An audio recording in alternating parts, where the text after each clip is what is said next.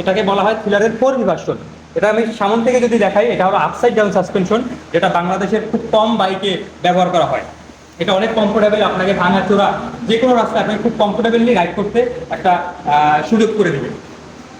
Plus এই বাইকটার আরেকটা ভালো দিক হচ্ছে এখানে অয়েল কুলড ইঞ্জিন ব্যবহার করা হয়েছে।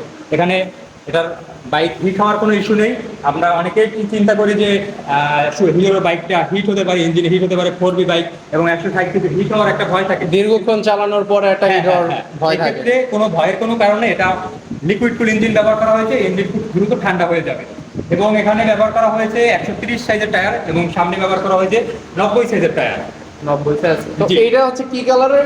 এইটাকে আমরা বলা হয় যে এটাকে আমরা রেডিয়াম কালার বলি, কালারের ভাষায় রেডিয়াম কালার, এবং ওটা হলো ব্ল্যাক কালার। এটার ভিতর কয়টা কালার আছে? বর্তমানে থ্রিলার 4V ভার্সনে 2টা কালার পাওয়া যাচ্ছে, রেড কালার এবং green colour, green radium colour, এই 2টা কালার